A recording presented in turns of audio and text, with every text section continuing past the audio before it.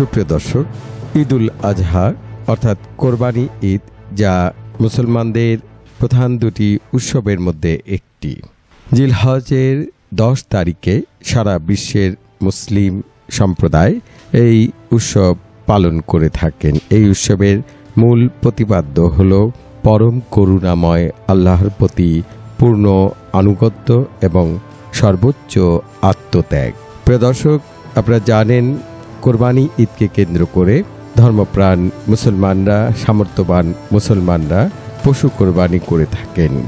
এই ঈদকে উপলক্ষ করে পুরাতন ঢাকার একজন বিশিষ্ট ব্যবসায়ী এবং সমাজসেবক এবং মানব দরদী, তিনি এবছর একটি ষাঁড় গরু কিনেছেন, যেটির নাম দিলখুশ।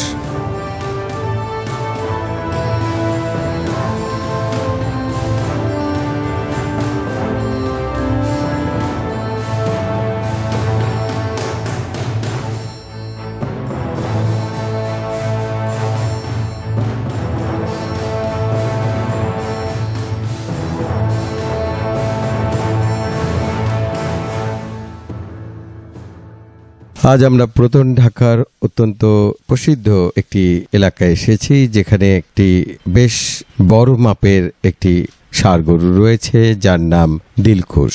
আজ এই দিলখুশকে কোরবানি করা হবে পরম করুণাময় আল্লাহর নামে। এই গরুটি আজকে তার সর্বশেষ আপডেট আপনাদেরকে আমরা জানাচ্ছি। কোরবানির পূর্ব মুহূর্তে গরুটি কেমন আছে এবং তার প্রতিটি আচরণ আমরা লক্ষ্য করেছি এবং আপনাদের জন্য একটি ছোট্ট প্রতিবেদন আকারে আমরা আমাদের সোহরা টিভিতে দেখার সুযোগ করে দিচ্ছি।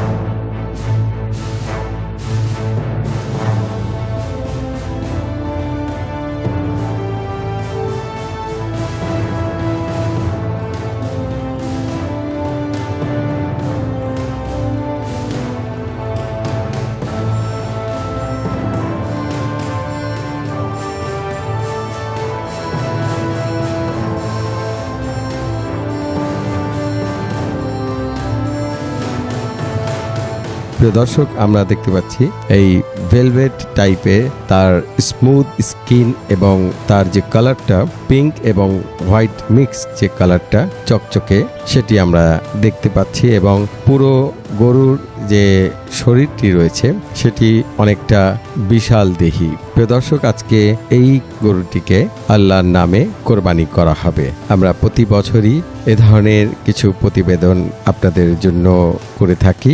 আজও এই দিলখুশকে নিয়ে কোরবানির পূর্ব মুহূর্ত কেমন কাটছে সেই বিষয়ের উপর আজকের এই প্রতিবেদন। প্রিয় দর্শক, এরপরেই আমরা এই দিলখুশকে কিভাবে কোরবানি করা হয়েছিল এবং তাকে কিভাবে গ্রাউন্ডিং করা হয়েছে সেই বিষয়ের উপর আমাদের পরবর্তী প্রতিবেদনে থাকছে।